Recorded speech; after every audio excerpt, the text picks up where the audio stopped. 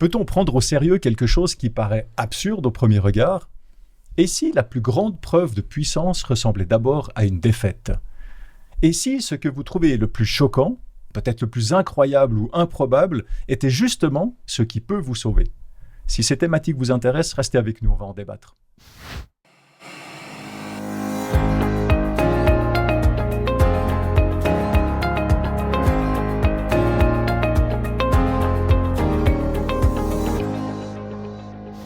Je vous souhaite une très très chaleureuse bienvenue. Moi, ça me fait très plaisir de vous retrouver cette semaine, de nouveau, une fois de plus, pour ouvrir la parole de Dieu, pour réfléchir sur une thématique.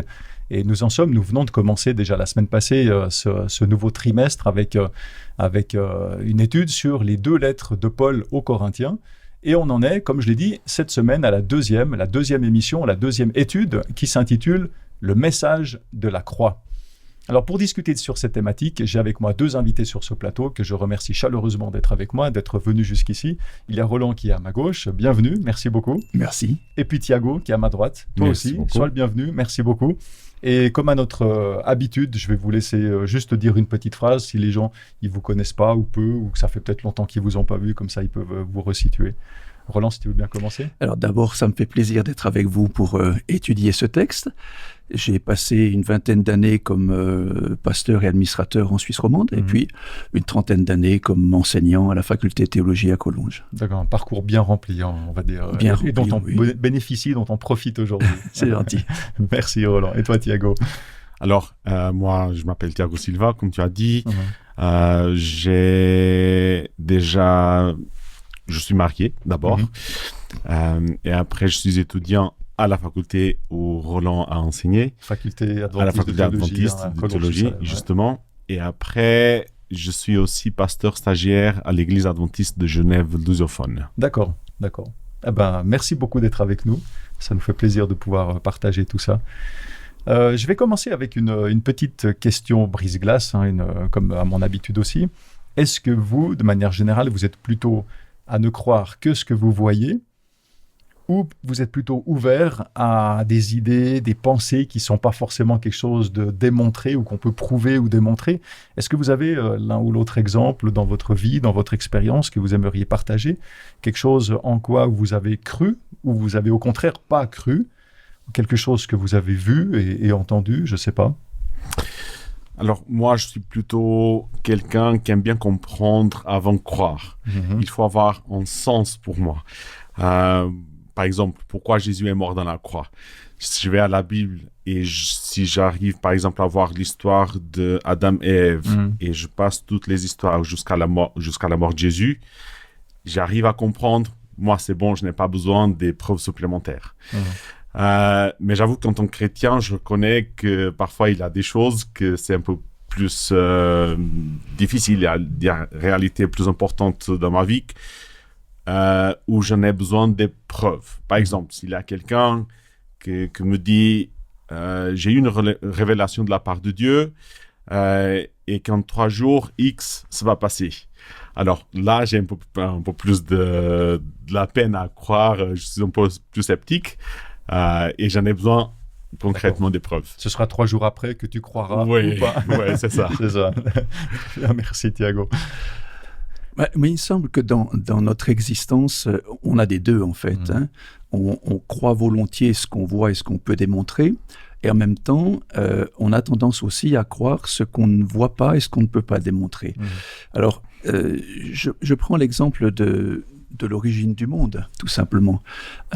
Alors qu'elle soit tentée d'être démontrée scientifiquement ou bibliquement par la foi, c'est-à-dire par cette croyance dans une chose réelle mais qu'on ne peut pas démontrer, les deux s'accordent pour dire c'est une hypothèse peut-être du départ. Et les uns vont croire parce qu'il y a une sorte d'évolution des choses et des êtres, et puis les autres vont croire parce qu'ils ont l'impression que c'est un Dieu créateur qui a mené à bien cette création. Alors dans les 2 cas, personne n'y était, et dans les 2 cas, on croit sans avoir vu, aussi bien pour les scientifiques que pour les biblistes ou les chrétiens par exemple. Maintenant, c'est vrai qu'il est plus facile de croire quand on a vu, parce que quand on a vu, il y a des témoins oculaires, il y a peut-être un script qui a été écrit là-dessus, un livre, un document scientifique, donc c'est plus facile. En même temps, le plus facile n'est pas toujours le plus évident non plus. Hein, parce que croire sans voir, c'est permettre aussi à la raison d'imaginer quelque chose qui a pu exister, qui existe certainement quelque part, l'univers par exemple, sans pouvoir le démontrer complètement. Et j'aime bien me dire qu'il est bon pour un humain de se poser des questions et de ne pas toujours être à même d'y répondre. Ça tient l'intelligence alerte. C'est juste. Et si tu me permets de continuer, ça me fait penser à une chose. Le fait de voir, évidemment, tu dis c'est plus facile de croire, mais ça peut être trompeur aussi. Ça peut être trompeur aussi. Donc de voir, et surtout aujourd'hui, avec les deepfakes, avec tout ce qu'on voit aujourd'hui, on ne sait plus ce qui est vrai, ce qui n'est pas vrai. Donc c'est même plus un critère, en fait. Donc il faut dépasser cela, en fait. C'est ça que je veux dire. Merci pour vos premières réponses. On va rentrer maintenant dans le vif du sujet, dans le texte biblique. Et puis je vous invite à prier avec moi. Notre Père, nous voulons te remercier pour cette occasion, une fois de plus, que tu nous donnes de pouvoir ouvrir ta parole, de pouvoir essayer de la comprendre, de comprendre ce que toi, ton message, Seigneur, ce que tu veux nous enseigner.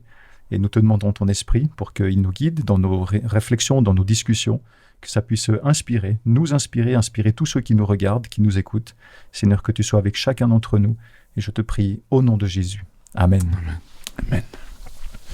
Alors, cette semaine, le verset central de notre étude se trouve dans 1 Corinthiens, dans la première lettre aux Corinthiens, au chapitre 1, au verset 18. Donc, on est vraiment vers le tout début, on n'est qu'à la deuxième leçon de ce trimestre.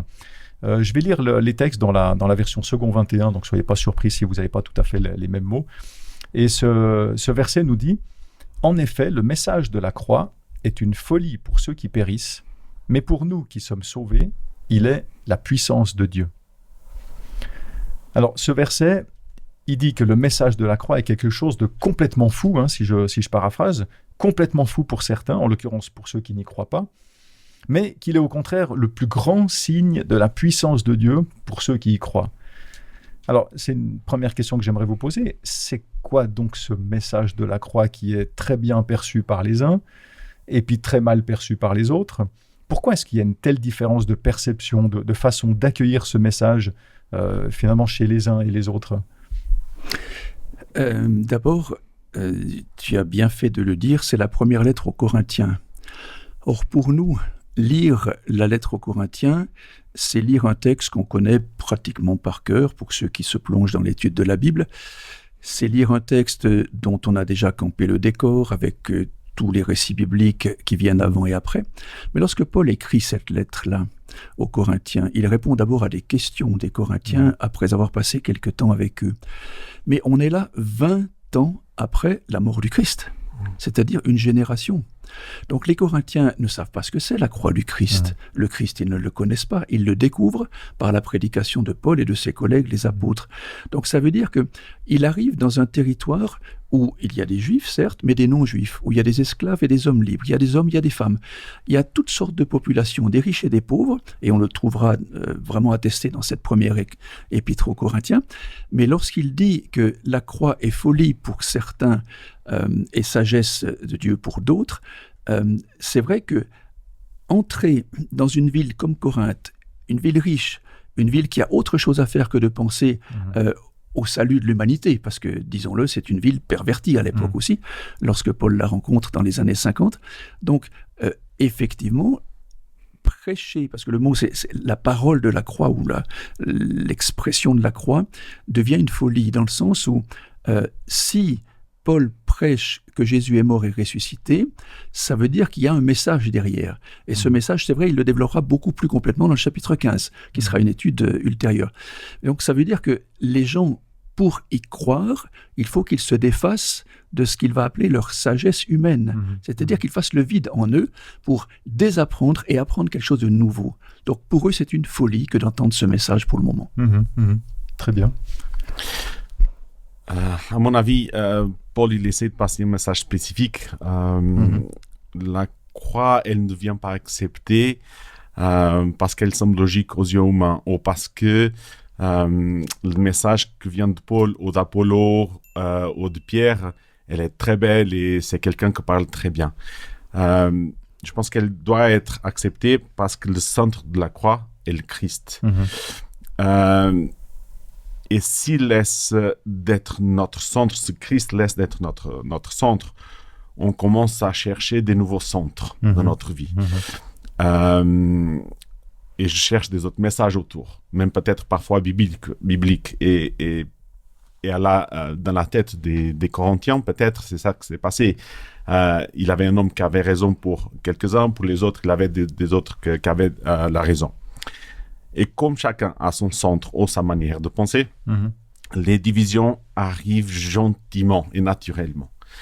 Paul revient à la base pour rappeler ce qu'on prêche, c'est la croix, c'est le Christ qui est venu pour nous. Donc la division en Corinthe, et d'ailleurs les divisions que peut-être on subit dans nos églises parfois, ne commencent parce qu'on laisse d'aimer notre prochain. Elle commence parce qu'on laisse de regarder le Christ, on laisse de regarder le message de la croix. Mais c'est très intéressant parce que finalement, on se rend compte qu'aujourd'hui, on est exactement dans la même thématique, dans la même problématique qu'à l'époque. Comme tu disais, nous, on n'était pas là il y a 2000 ans. On n'était ni là chronologiquement, mais on n'était pas là même géographiquement. Donc, on se retrouve aussi à croire quelque chose qui nous est raconté, qui nous est annoncé. Et la problématique donc, que tu soulèves aussi par rapport aux divisions, on retrouve exactement la même chose aujourd'hui.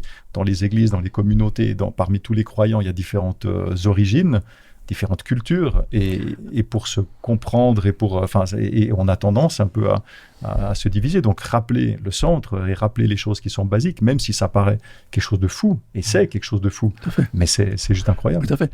Donc, ça veut dire que les textes pauliniens et d'autres textes de la Bible sont vraiment actuels. Absolument. Parce qu'on se rend compte que le message prêché il y a 2000 ans, ou si on prend le Premier Testament il y a 3000 ans et plus, les humains sont des humains. Alors bien sûr qu'on a changé notre manière de penser, mais on n'a pas changé notre manière de douter. Ça veut dire qu'on se retrouve dans un dénominateur commun. Pour certains, c'est toujours un message de folie, la croix du Christ. Oui, tout à fait. Et ce qu'on peut comprendre, d'ailleurs. Si tu me permets, ça me fait rappeler un petit peu Pierre, pas par rapport à l'Église, mais quand Jésus l'a invité de venir vers lui et marcher dans l'eau, Pierre, d'abord, il avait les yeux centrés sur Christ, mais une vague ou un petit peu de vent lui a fait penser dans une autre chose, et son regard, il s'est dévié de Jésus, et les problèmes, ils sont venus. C'était le début de la fin.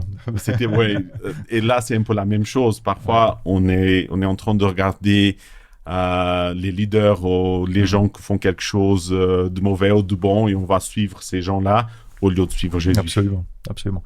Alors, moi, j'aimerais mettre en évidence le contexte de cette première lettre aux Corinthiens, et tu en as un petit peu parlé, Thiago. Mais dans 1 Corinthiens, donc toujours première lettre aux Corinthiens, au premier chapitre, les versets 10 et 13, donc c'est juste après les salutations que Paul écrit. Mais dans ces versets, Paul écrit la chose suivante. Il dit « Je vous supplie, frères et sœurs, par le nom de notre Seigneur Jésus-Christ, de tenir tous le même langage, qu'il n'y ait pas de division parmi vous, mais soyez parfaitement unis dans le même état d'esprit et dans la même pensée. En effet, mes frères et sœurs, j'ai appris à votre sujet par l'entourage de Chloé, qu'il y a des rivalités entre vous. Je veux dire par là que chacun de vous affirme « Moi, je me rattache à Paul, et moi à Apollos, et moi à Céphas, et moi à Christ. » Christ est-il divisé ? Paul a-t-il été crucifié pour vous, ou est-ce au nom de Paul que vous avez été baptisés ? On voit assez bien, je trouve, dans ces versets, comment Paul il adresse finalement la problématique. On voit très bien que Paul répond à une problématique de division dans l'Église. Et c'est dans ce contexte que Paul écrit quelques versets plus loin, toujours dans le même chapitre, les versets 17-18 et puis aussi 22 à 26. En l'occurrence, je vais lire les versets 22 à 26. « Les Juifs demandent un signe miraculeux et les Grecs recherchent la sagesse. Or nous prêchons un Messie crucifié, scandale pour les Juifs et folie pour les non-Juifs, mais puissance de Dieu et sagesse de Dieu pour ceux qui sont appelés, qu'ils soient Juifs ou non. En effet, la folie de Dieu est plus sage que les hommes, et la faiblesse de Dieu est plus forte que les hommes. considérez, frères et sœurs, votre propre appel. Alors, ce texte, enfin ces 2 textes que j'ai lus, m'interpellent. Comment comprendre cela, ces derniers mots que je viens de lire, comme moyen de Paul pour lutter contre les divisions internes parmi les chrétiens de Corinthe. Il voit qu'il y a des divisions, il les adresse, et là, tout d'un coup, il nous donne ces quelques versets. J'ai envie de dire, c'est quoi concrètement l'argument de Paul ici pour favoriser l'unité? J'aime bien Paul, soit dans le 1er Corinthiens et en 2e Corinthe, parce qu'il vient toujours d'abord au Christ. Et ça, c'est quelque chose de génial, parce qu'il s'adresse pas tout de suite au problème, mais il s'adresse à Christ. Et à mon avis, Paul, il ne lutte pas contre les divisions. Je pense qu'il veut lutter contre la cause de la division. Et pour moi, ça change un petit peu. Quand les Corinthiens ils disent « je suis de Paul, je suis d'Apollos, je suis de Céphas », ça veut dire qu'ils ont déjà dévié leur garde du Christ. Et pour répondre, Paul, il revient à la croix. Non parce qu'ils ont oublié la croix. Ils savent bien théologiquement où ils y sont. Les choses qu'ils savent au niveau de la parole, ils savent très bien. Mais parce qu'ils ont oublié la croix encore comme centre de leur vie. Au lieu de voir Jésus, ils voient les hommes plutôt. Et pour cette raison, Paul, il dit est-ce Paul qui a été crucifié pour vous? Ou bien est-ce pour le nom de Paul que vous avez reçu le baptême? Il veut dire vraiment aux Corinthiens que quand le Christ est au centre, l'unité devient possible et sans effort. Mais quand les hommes, les leaders, les membres deviennent le centre, les divisions arrivent naturellement. Et cette question, ça me fait rappeler d'une phrase qu'un collègue à nous a écrit dans son livre et que souvent, sinon la plupart des fois, nous arrive. Et il dit que dans les groupes d'église, la division commence avec une conversation entre amis. Tu as entendu ce qu'il a dit ou ce qu'il a fait. Et très vite, on démonte quelqu'un en 10 minutes et à la fin, comme pour donner une bonne conscience, on dit on va prier pour eux. Et c'est exactement ce que Paul il essaye d'éviter. Une simple conversation peut rapidement devenir un jugement. Et un jugement, ça devient une division. Petit à petit, nous parlons du Christ, mais quand on ne regarde pas le Christ, on regarde la personne. C'est comme si notre tête, il est en train de dire cette personne peut-être pour cette position, peut-être pas. Il y a certaines choses qui ne vont pas du tout. Et des petites divisions se créent. Et à l'église, après, il y a des petits groupes ou des petits clans qui divisent encore des plus répercussions. C'est très subtil. Puis on voit quelque part à quel point l'esprit humain, il est sournois. Et d'où l'intérêt de Paul de recentrer, de refocaliser là-dessus. Alors, si on reprend aussi la suite de ce qui a été dit par rapport à ces divisions, on se souvient que Paul a visité donc cette ville qui fait peut-être entre 60 000 et 80 000 habitants à l'époque, dans les années 49, 50, 51 de notre ère, donc vraiment au milieu du 1er siècle. Et puis, quelques années après, il refait un voyage et il s'arrête à Éphèse, et c'est là que les fameux gens de Chloé, c'est-à-dire d'une famille certainement connue, noble de Corinthe, traversent la mer Égée, ça fait à peu près 400 km de navigation, et lui portent un document avec toutes les questions. Tu nous as dit un tas de choses quand tu étais là il y a 3 ans chez nous. Maintenant, voilà, on a commencé à vivre dans notre communauté, mais il y a des questions. Et un Corinthien, c'est la réponse à quantité de questions, dont celle-ci, les divisions. Pourquoi sont-elles là, les divisions? Et dans cette première partie de cette lettre, il parle des Juifs, des non-Juifs, il parle des Grecs, il parle de toute cette population qui constitue cette ville qui, en quelque sorte, renaît de ses cendres, parce que ça fait seulement 100 ans que Corinthe a été reconstruite par César. Elle avait été détruite 100 ans avant aussi, donc elle a été rebâtie en 44 avant Jésus-Christ. Et là, Paul est pratiquement en 50 après Jésus-Christ, une centaine d'années. Donc ça veut dire que c'est une ville qui fourmille de connaissances. Il y a des sages, il y a des salons des philosophes comme à Athènes. Il y a un commerce énorme avec ces deux ports. Donc il y a une vie qui ne se soucie pas du tout de ce que Paul est en train de prêcher. Donc il y a des dissensions. C'était un grand lieu de communication, donc c'était un pôle énorme, local par entre le nord et le sud, et l'est et l'ouest. Donc ça veut dire qu'on a autre chose à faire que de se soucier d'un dieu. On en a assez des dieux. C'est plein de temples à des divinités diverses, donc pas besoin d'un de plus. Et on le voit d'ailleurs quand Paul était à Athènes, sur le rocher de l'Aréopage, qu'il prêche aux philosophes athéniens, il leur dit, à partir du moment où il parle de la résurrection du Christ, là-dessus on t'entendra une autre fois. Et là il part à Corinthe pour évangéliser Corinthe. Donc ça veut dire que, oui, il y a des tensions, parce qu'il y a des philosophies différentes, il y a des sagesses différentes, il y a des gens à Corinthe qui sont beaucoup plus des penseurs de choses qu'ils n'ont pas vues, comme on a dit tout à l'heure, c'est-à-dire ils imaginent quelque chose. Et Paul va leur montrer maintenant quelque chose qui a été vu. Et si on reprend 1 Corinthiens 15, il dira aux Corinthiens, les gens qui ont vu la mort du Christ sont encore vivants. Vous pouvez aller leur demander. Donc ça veut dire que on est vraiment très fraîchement lié à la mort du Christ. Et Paul dit, au-delà de toutes ces tensions, de ces divisions qui viennent peut-être du message d'Apollos, de Céphas, c'est-à-dire de Pierre, ou de moi, peu importe, on coupe court. L'essentiel, c'est de focaliser nos regards, nos forces et notre attention sur Jésus. Parce que c'est lui qui vous apporte le salut. Ce n'est pas un prédicateur, et ce n'est pas une divinité que vous vénérez à Corinthe. On voit à quel point la problématique, elle est toujours actuelle de nouveau. Hein. On répète ça aujourd'hui. Oui. Hein. Aujourd'hui, on a 36 canaux de communication, on a des YouTube, Instagram, et j'en passe, on a des livres, on a tout un tas de choses. Et c'est vrai que même dans les églises, hein, ce simple fait de... Il y a des gens qui se nourrissent beaucoup avec des vidéos, et très souvent, ça c'est un petit peu l'inconvénient de notre société aujourd'hui, c'est qu'on choisit ce qu'on peut regarder. Et donc on va choisir facilement ce qu'on aime, ce qui va dans notre sens, ce qui nous conforte dans notre idée. Ce qui ne nous dérange pas. Ce qui ne nous dérange pas, exactement. Et c'est très dangereux pour l'unité, parce qu'il n'y a plus cette notion de confrontation. On aime de moins en moins se confronter à l'autre et peut-être prendre le risque de ne pas être d'accord et de pouvoir discuter. Mais c'est comme ça qu'on grandit aussi, qu'on évolue. Mais aujourd'hui, on essaie d'éviter ça. Mais pour faire rebondir à ce que tu dis, je pense qu'il faut apprendre à désapprendre.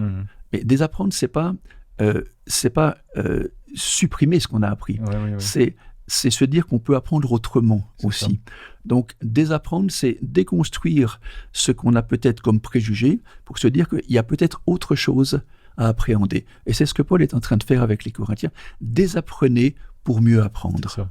C'est ça. Dans mon esprit, ce que tu dis, c'est changer de regard ou avoir un regard différent, compléter le regard. Mais c'est exactement ce qu'il y a dans le mot conversion. Absolument. C'est-à-dire changer votre manière de réfléchir. Tout à fait.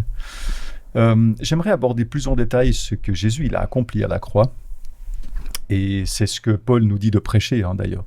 Donc dans Colossiens, alors je prends ici une autre lettre de Paul, dans Colossiens au chapitre 1, au verset 20, Paul il écrit « Dieu a voulu par Christ tout réconcilier avec lui-même, aussi bien ce qui est sur la terre que ce qui est dans le ciel, en faisant la paix à travers lui par son sang versé sur la croix. » Et puis un petit peu plus loin, toujours dans la lettre aux Colossiens, chapitre 2, les versets 12 à 15, « Vous avez en effet été ensevelis avec lui par le baptême, et vous êtes aussi ressuscités en lui et avec lui par la foi en la puissance du Dieu qui l'a ressuscité. Vous qui étiez morts en raison de vos fautes et de l'incirconcision de votre corps, il vous a rendus à la vie avec lui. Il nous a pardonné toutes nos fautes. Il a effacé l'acte rédigé contre nous qui nous condamnait par ses prescriptions, et il l'a annulé en le clouant à la croix. Il a ainsi dépouillé les dominations et les autorités et les a données publiquement en spectacle en triomphant d'elles par la croix. » C'est un texte, moi, personnellement, que j'aime beaucoup. Mais dans ce texte, Paul parle de réconciliation, il parle de faire la paix, et puis il parle à nouveau du baptême, comme dans 1 Corinthiens 1, pour dire ensuite qu'il a cloué à la croix l'acte rédigé contre nous qui nous condamnait, si je reprends ces termes. Et c'est finalement le résultat de sa victoire, de la victoire du Christ sur ses adversaires. Alors, ma question par rapport à ce texte, c'est D'abord, est-ce que vous pouvez les commenter? Dans ce texte, qui sont les intervenants? Quel est le contexte initial? Quelle est l'action du Christ? Quel est le résultat? Alors peut-être déjà dire que ce message que tu viens de lire en résumant ces quelques versets de la lettre écrite aux Colossiens, c'est-à-dire une région du centre de la Turquie actuelle, revient dans quantité de passages de l'apôtre Paul, hein, que ce soit dans les Éphésiens, chez les Corinthiens, chez les Romains aussi, et dans d'autres. Donc on sent que la préoccupation de cet homme, de Paul, c'est de porter un message christocentré. Et il y a quelque chose d'intéressant dans le premier texte que tu as lu de Colossiens, c'est le mot réconciliation, ou le verbe réconcilier. C'est un verbe que l'on retrouve dans plusieurs épîtres de Paul, mais jamais ailleurs. Nulle part ailleurs dans la Bible, que ce soit dans l'Ancien ou dans le Nouveau Testament, on ne trouve ce mot. Donc c'est un mot très paulinien, la réconciliation.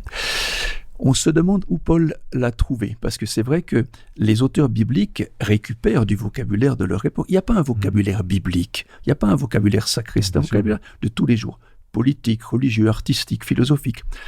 Et là, peut-être, c'est une supposition qu'on a, c'est que dans l'acte de reconstruction de Corinthe, dans les années 44 avant Jésus-Christ, il semble qu'il y a ce mot de réconciliation. Peut-être que Paul a eu vent de cet acte politique-là. Bref, c'est le seul à utiliser cela. Ouais. Et cette notion de réconciliation, chez Paul, elle est très belle, parce que, en fait, ce n'est jamais Dieu qui tente de se réconcilier avec l'humain, c'est Dieu qui demande à l'humain de se réconcilier avec lui. Autrement dit, c'est la toute-puissance qui demande à la toute-faiblesse humaine de bien vouloir faire la paix avec lui. C'est beau comme démarche. Donc ça, c'est la première démarche de Paul, et ça viendra constamment. Et c'est un mot, que l'on prenne le verbe ou que l'on prenne le substantif dans sa racine, qui exprime une puissance qui vient d'en haut vers le bas pour me permettre de faire la paix avec ce qui est en haut. Ça, c'est ce qu'il montre aux Corinthiens. D'accord. Après, par rapport à la deuxième partie du texte qui a été lu, cet acte qui nous condamne de Colossiens chapitre 2, alors c'est vrai que ce mot est un mot particulier, c'est le mot keirographon. Et dans ce mot keirographon, il y a en fait deux mots, comme très souvent dans un vocabulaire français, latin ou grec. Il y a le mot main et puis il y a le mot écrit. C'est un écrit qui est écrit à la main à l'époque. Et c'est vrai qu'il y a eu beaucoup d'interprétations sur ce verset et sur ce mot en particulier. Si on prend la seconde traditionnelle et qu'on a la note de cette seconde, qu'est-ce que c'est que ce keirographon? Cet acte-là, c'est, pour les commentateurs de l'ancienne seconde, la loi mosaïque.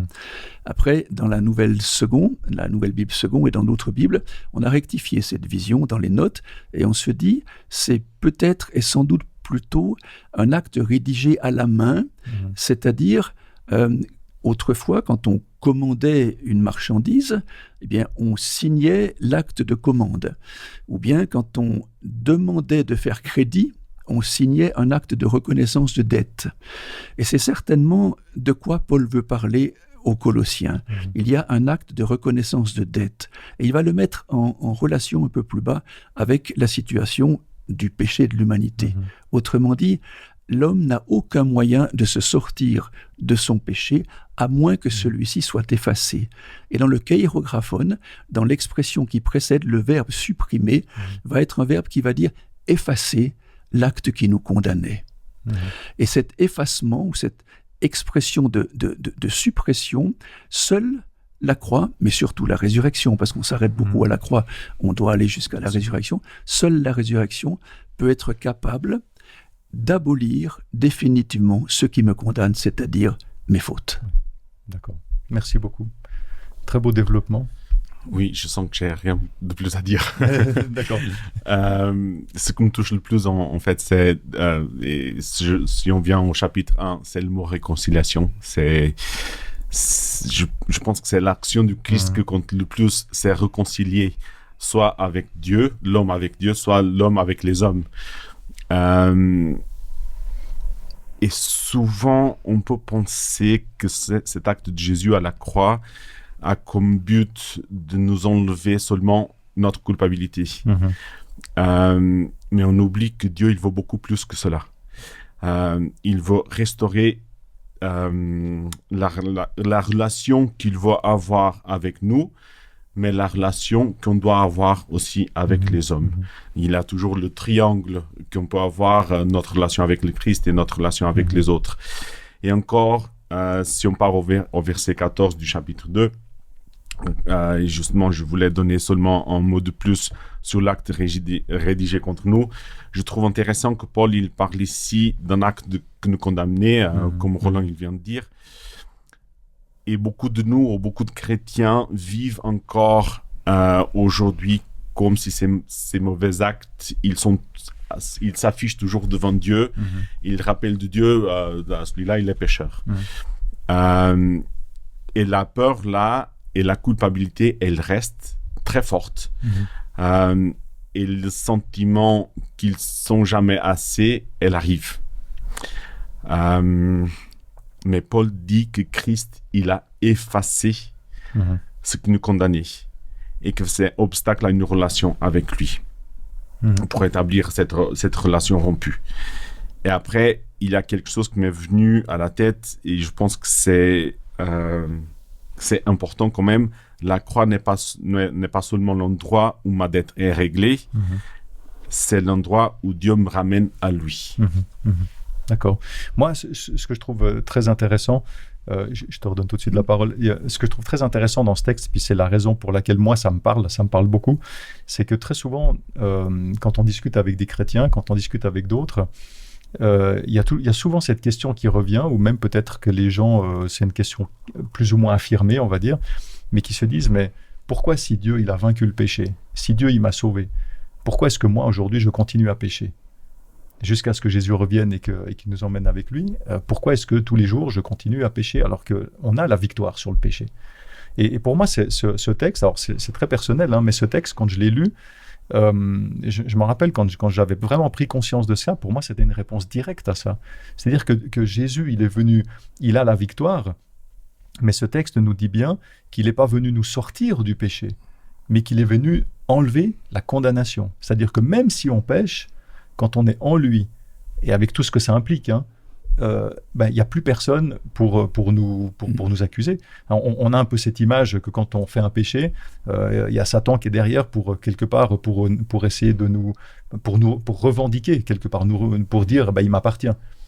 Et cet acte-là, en fait, ça cloue le bec à tout accusateur. Ça cloue le bec à quiconque qui nous pointerait du doigt en disant tu vois, il mérite la mort. Non, Christ, il a vaincu ça et il a enlevé tout acte d'accusation. C'est ça qu'il est venu faire. Et après, ça rejoint ce que Paul dit aussi en disant « je ne fais pas ce que je veux et je fais ce que je ne veux pas ». Donc on voit bien qu'il y a ce décalage entre le péché et puis quand on vit par l'esprit et puis qu'on sait qu'on a la victoire et puis on pense à après où il n'y aura plus le péché. Mais on est dans cet état un peu intermédiaire où on a la victoire mais on continue à pécher. Oui, mais il n'y a plus de condamnation. Oui. Pour moi, ça change tout. Oui, tout à fait. Ouais. Oui, je voulais juste revenir, avant de revenir sur ce que tu disais, sur ce texte-là de Colossiens 2, verset 14. Il a effacé l'acte rédigé contre nous en vertu des prescriptions légales. Alors, c'est le mot dogma qui est là, en fonction des dogmes. Et Paul, lorsqu'il écrit, il est très dépendant du contexte dans lequel il écrit. Or, ces dogmes-là n'ont rien à voir avec une loi mosaïque ou quoi que ce soit. C'est plutôt la dépendance ascétique des Colossiens. Les Colossiens étaient certainement dépendants à quantité d'enseignements et il va dire, Paul, à partir du moment où Jésus met un terme à notre dépendance à autre chose, que ce soit une philosophie qui me pousse à l'égarement ou n'importe quelle autre faute ou péché, appelons-le par ce mot, eh bien, c'est condamné à la croix. Donc, c'est cloué à la croix. Ça veut dire que ça disparaît.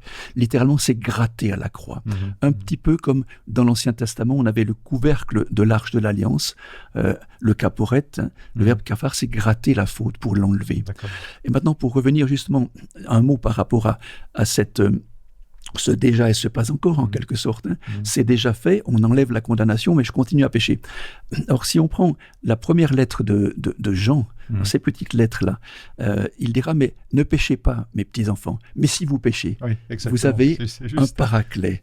On traduit par avocat. Et le paraclet, c'est précisément celui qui vient dans ma situation de péché pour m'en sortir. Il ne me dit pas, débrouille-toi d'en sortir toi-même. Je viens dedans, l'incarnation du Christ, et je te sors avec moi de cette situation-là. C'est juste. Merci pour ce complément, c'est très très intéressant. Si tu me permets. Mais je t'en prie, bien sûr. Je pense que cette situation, elle est fantastique à la croix. Jésus, il a vécu pour nous la mort de nos péchés. Comme tu as dit, il a eu la victoire. Mais il ne dit pas que le péché, il a été éliminé. Pas encore. C'est une question de temps encore jusqu'à sa deuxième venue. Exact. Et quand je pense mes difficultés, Jésus, il a dit aux disciples, vous allez avoir des difficultés dans la vie. Beaucoup de vous allez subir des choses que vous n'êtes pas préparés pour le moment, mais vous allez subir des choses très difficiles. Donc, ça veut dire que le péché, il est là encore. Mais, encore, comme tu disais, il a le Paraclétos, il a le Saint-Esprit qui vient pour vous aider. Il sera là toujours avec vous, et moi, je suis là aussi pour vous, donc n'hésitez pas. Donc, n'est pas éliminé le péché, on doit vivre encore, on doit subir les choses, les difficultés, les problèmes de la vie, mais de toute façon, on n'est pas tout seul. Oui, exactement. Je pense que c'est très intéressant, très important ce que tu dis, qu'il ne nous laisse pas seuls, que non seulement il faut bien qu'on se rende compte qu'il n'y a plus de condamnation, donc il n'y a plus de pression, il n'y a plus d'accusateurs, mais en plus, il y a quelqu'un qui nous accompagne. Je pense que c'est... Merci pour ce complément. On a vu, on a discuté le fait que le message de la mort et de la résurrection du Christ, c'est quelque chose de complètement fou aux yeux du monde, et puis je pense qu'on peut le dire d'un point de vue humain. Et c'est vrai, non seulement c'est complètement fou de croire que l'on peut ressusciter et que le Christ l'a fait et qu'il le fera encore pour nous, mais c'est aussi complètement fou de penser qu'un Dieu tout-puissant vienne vivre en tant qu'humain sur la terre et en plus il est venu mourir de la pire des manières qu'on peut imaginer. Alors, qu'est-ce qu'on peut répondre dans ce sens-là? Qu'est-ce qu'on peut répondre à ceux qui n'arrivent pas à réconcilier, là je reprends le terme de réconciliation, à réconcilier ces deux idées complètement antagonistes, d'un Dieu tout-puissant, mais en même temps qui vient mourir sur la terre? C'est peut-être là la question la plus compliquée. Parce que, encore une fois, l'humain a besoin de rationnel, et à partir du moment où on aborde la croix, on est dans l'irrationnel. Parce que un Dieu qui vient sur terre, ce qu'on appelle une incarnation, c'est une folie pour l'humain. Donc c'est inexplicable. Pour le bibliste, c'est inexplicable aussi. Pour n'importe quel être sur la terre, on ne peut pas expliquer l'incarnation, c'est-à-dire ce Dieu qui se fait homme. On a un petit exemple que Paul de nouveau nous donne quand il écrit aux Philippiens, tout à fait au nord de la Grèce, et qu'il dira au chapitre 2 à partir du verset 6 qu'il était en forme de Dieu, ce Jésus. Il s'est vidé, c'est-à-dire il a fait fi de cette puissance divine pour devenir, et le terme qu'il emploie, Paul, c'est devenir l'esclave de l'humanité. Et ça nous parle peut-être un peu plus que de parler d'incarnation, parce qu'on peut voir une image, on voit un Dieu, puis on voit un esclave après. Et Jésus de divinité devient esclave. Et si on arrive à faire comprendre à nos concitoyens qu'il n'y a pas d'autre issue possible à un monde meilleur qu'un accompagnement d'un Dieu sur terre avec cet abaissement, mais en même temps cette glorification après la résurrection, alors là, c'est tout gagné. Pas qu'on a gagné nous, mais le message biblique est le message gagnant. Parce qu'on peut imaginer à ce moment-là que la divinité n'est pas comme une autre divinité d'autres religions qui nous disent « débrouille-toi pour venir par des réincarnations successives ». Moi, je viens dans ta situation de péché, sans commettre de péché, et je te sors de là. Alors, bien sûr qu'il faut la foi. C'est faut cette croyance qui me permet d'adhérer à cette divinité. Mais c'est en même temps une démarche possible, parce que Jésus a été vu. Il y a des attestations physiques de Jésus, oculaires de Jésus. Il était sur cette terre. Ce n'est pas juste n'importe qui du haut de son nuage nous dit « Viens là où je suis ». Il descend. Pour moi, le christianisme est la religion de l'ascenseur. Dieu descend pour me faire monter avec lui. Ouais. Très belle image, merci. J'essaie de voir ça d'une manière pratique. Même l'école du sabbat, elle est faite pour être pratique pour nous. Et comme tu dis, il semble paradoxal, pouvoir et humilité à la fin. Comment c'est possible de concilier les deux? Cependant, à mon avis, et comme on a parlé là, c'est complètement complémentaire. Je lis actuellement un livre de leadership où l'auteur parle justement comment devenir un bon leader dans nos jours aujourd'hui. Et c'est intéressant que le modèle qu'il présente, c'est le modèle que Jésus a déjà mis en pratique à l'époque. Pendant longtemps, on pensait qu'un bon leader, c'était un leader très directeur, dur, autoritaire, exigeant. Mais cet auteur et beaucoup d'autres, ils vont dans le sens contraire. Ils commencent à dire qu'un bon leader doit d'abord être proche de l'équipe, comprendre ses difficultés, montrer l'exemple et reconnaître ses difficultés. Donc, c'est devenir humble, littéralement humble, et c'est se mettre au niveau des autres. Et c'est ça que Jésus a fait avec nous. Il est venu dans cette terre, il s'est mis littéralement à nos côtés. Il est un Dieu qui vient vivre la condition humaine, souffrir avec nous pour dévoiler et présenter son amour pour nous. Donc la descente de Jésus n'est pas présentée comme Paul comme une perte de puissance. Le contraire. Jésus, il descend, il sert, il donne sa vie et à la fin, il est exalté. Contrairement à la logique humaine, dans la croix, Jésus explique le pouvoir comme servir. Ouais. Simplement. Donc, on voit que Jésus, c'est un exemple et c'est quelqu'un qui, par sa nature, il inspire par ce qu'il a fait. Les deux, à la fin, sont liés d'une manière très intime. Pour résumer, la croix n'est pas une contradiction entre la toute-puissance de Dieu et l'humilité. Elle est peut-être la plus grande démonstration du pouvoir de Dieu. Moi, ça me fait penser à une chose aussi. C'est vrai que souvent, celui qui a le pouvoir, en général, c'est celui qui a le pouvoir de dire oui ou de dire non. Mais c'est pas forcément de dire oui. Je prends juste quelque chose, un exemple tout simple, quelqu'un qui, je sais pas, un brigand ou un malfrat qui se trouve avec une arme et puis qui pointe son arme sur quelqu'un, il a le pouvoir de vie ou de mort sur cette personne. Mais c'est la façon d'exercer son pouvoir, c'est aussi de dire je te laisse la vie. C'est pas forcément de prendre la vie. Alors c'est un exemple un peu bizarre peut-être, mais juste pour exprimer que c'est quand on a tout le choix qu'on a le pouvoir. Mais c'est le pouvoir. On voit pas le pouvoir en fonction de un choix, mais c'est le fait d'avoir vraiment le choix et qui fait qu'on peut exercer ce choix. C'est ça d'avoir le pouvoir finalement.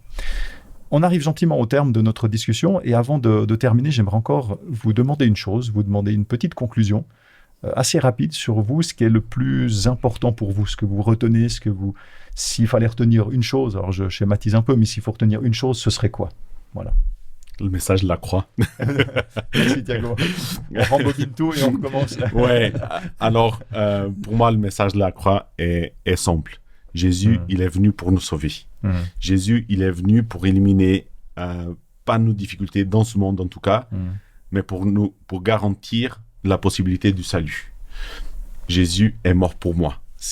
Jésus, il est mort pour enlever mes péchés et la condamnation. Ça, c'est le message principal pour moi.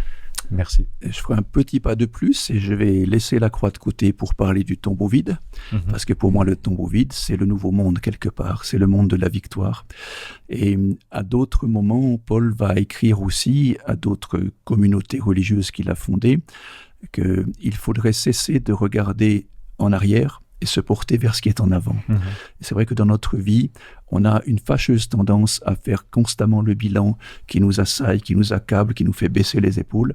Et le tombeau vide nous fait lever le regard vers le ciel en nous disant « Je ne suis plus condamné pour mon passé ».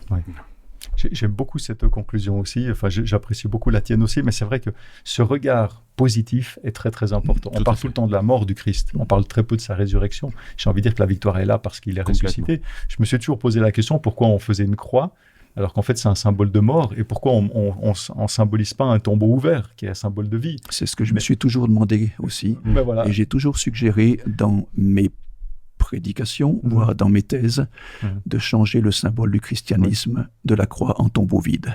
Voilà, ouvert, voilà, tombeau vide, c'est ça. Mais c'est marrant, on a fait la même réflexion. Très bien, en tout cas, merci beaucoup pour votre participation à tous les deux. Ça m'a fait très plaisir de vous avoir ici sur ce plateau, de pouvoir échanger, partager autour de cette thématique. On se reverra, je vous promets qu'on se reverra. Merci beaucoup à vous. Voici les 5 essentiels de la semaine. Premièrement, la croix révèle un paradoxe qui dérange.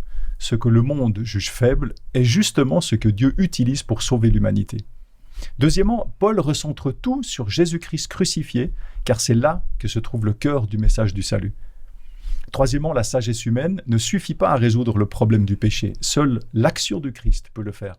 Et quatrièmement, la croix n'est pas seulement un symbole, elle est le lieu de la réconciliation, du pardon et de la paix avec Dieu. Et cinquièmement, le message de la croix appelle chacun à choisir entre l'orgueil de nos certitudes et l'humilité de la foi. Voilà, on arrive au terme. Ça me fait très plaisir d'avoir été avec vous aujourd'hui. Je vous remercie de nous avoir suivis.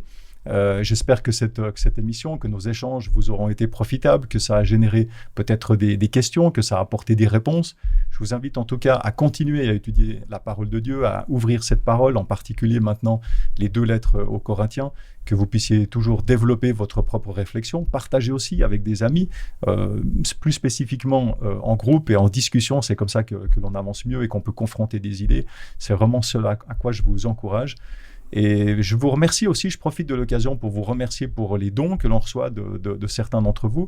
Un grand merci, on en a besoin, ça fait très plaisir. Donc vraiment du fond du cœur, je vous remercie. Puis je vous encourage aussi, si vous le pouvez, si vous le désirez, de pouvoir aussi nous verser quelque chose. Il y a toutes les indications qui se trouvent en bas de la vidéo avec tous les liens.